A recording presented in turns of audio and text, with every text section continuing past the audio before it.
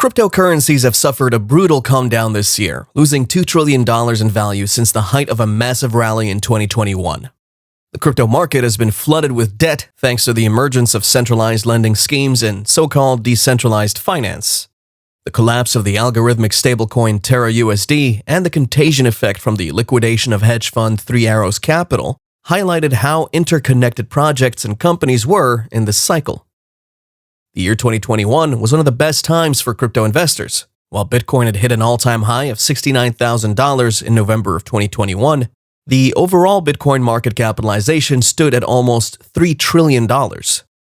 Analysts and crypto evangelists were predicting Bitcoin to cross the $100,000 mark before the end of the year. Little did they know that the worst was yet to come. January 2022 saw the crypto market drop below the $2 trillion mark, and after that, it was all downhill, barring a slight recovery in April.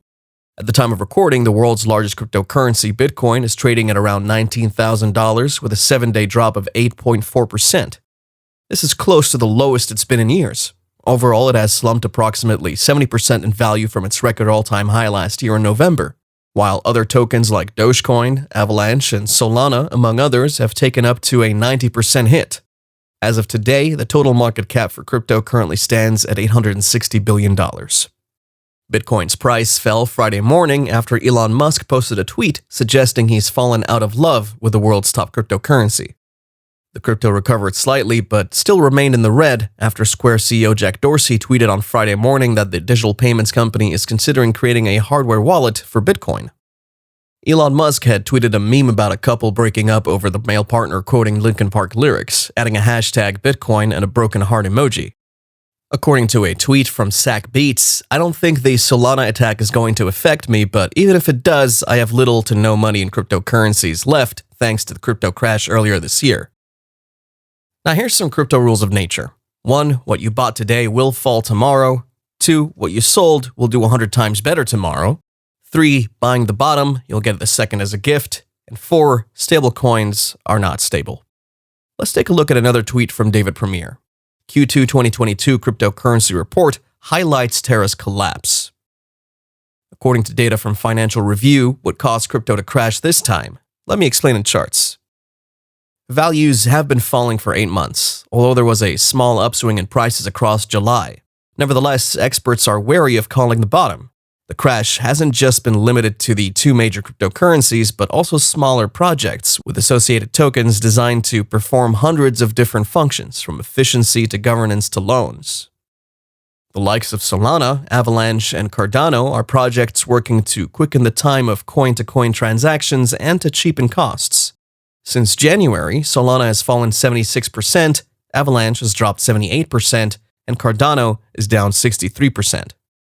Decentralized finance, or DeFi as it's also known, has taken a hit too. This is a subsector using blockchain technology to replace traditional banking functions. Each DeFi system has its own price token to help it fund its operations.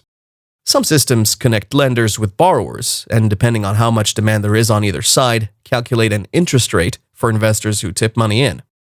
These are called automated lending protocols, and the biggest ones are Aave, Maker, and Compound, which have fallen 65%, 59%, and 72% respectively. Although the token prices are the most obvious way to track the performance of a DeFi project, the yields show how much demand there is for the system. For example, if many people want to lend their money out, yields are high. When people don't want to lend it out, yields are low. Yields in January were between 10 and 20%, whereas yields are between 0.5% and 5% now, showing just how much money has been pulled out of the crypto markets. NFTs, or non-fungible tokens, have been hit the hardest in this latest crypto sell-off. NFTs are any digital asset fixed to a token, and saw an explosion of popularity in the digital art market. The popularity of digital artworks fixed to NFT technology meant many people who previously had never been interested in crypto markets poured their money in. Combined with the rise of lucrative DeFi yields and a rush of speculation on NFTs, and crypto markets soared over the past few years. But rising interest rates around the world means investors want to avoid holding risky assets right now. Since the US Federal Reserve started increasing interest rates in March, the first time in 3 years, and signaled there would be many more rises, investors have yanked their money out of riskier markets.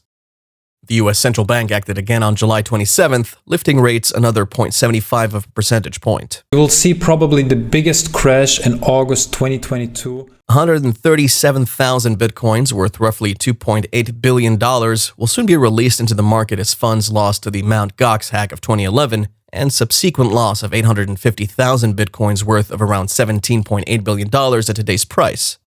In 2014, Mt. Gox reported that it had found 200,000 bitcoins, but those coins have been locked in litigation until now. In November 2021, Mt. Gox released a formal rehabilitation plan to return lost funds to investors who lost access to their crypto some 7 years ago. Then on July 6, 2022, Mt. Gox and rehabilitation trustee Nobuaki Kobayashi sent an email to creditors giving them the option to receive USD, Bitcoin, or Bitcoin Cash. The news brings us closer than ever to funds finally being released to creditors, which could be as early as August. As a crypto analyst and crypto banter host, Miles Ducher, pointed out, many investors are worried about the release of 137,000 Bitcoin could cause a devastating decline in the price of Bitcoin due to increased sell pressure. Some have even theorized that a drawdown in Bitcoin's price could align with the Ethereum merge, leading to the flippening being realized. The flippening is a hypothetical event where Ethereum overtakes Bitcoin in market cap, and it could happen if Bitcoin dropped to $10,000, with Ethereum rising by 30% from its current price. According to this tweet by Twitter user Ethereum Jesus, the Ethereum merge is timed perfectly with Mt. Gox users dumping 140,000 Bitcoin, around $3 billion, in late August 2022. The flippening is upon us, friends. Crypto, or digital currencies, have now lost $2 trillion in value. A massive collapse in cryptocurrency prices is a plausible scenario, a senior Bank of England official has warned. Deputy Governor Sir John Cunliffe said such a downfall could one day destabilize some of the world's biggest economies too, not least because of how crypto assets like Bitcoin are increasingly being connected to the financial system. During a speech, he pointed out how the total market cap of cryptocurrencies has risen from $776 billion at the start of 2021 to $2.3 trillion today. Although this may not seem large given how the entire global financial system is worth $250 trillion, Sir John added, as the financial crisis showed us, you don't have to account for a large proportion of the financial sector to trigger financial stability problems. Subprime was valued at around $1.2 trillion in 2008. Cryptocurrency has now lost $2 trillion in value after peaking at $3 trillion in November of 2021. So cryptocurrencies is a new type of financial asset. This crash is different in terms of magnitude and the cause. What's the deal? We will see a release of $3 billion worth of Bitcoin from. On Wednesday, the company Celsius became the third major crypto firm in 2 weeks to file for bankruptcy.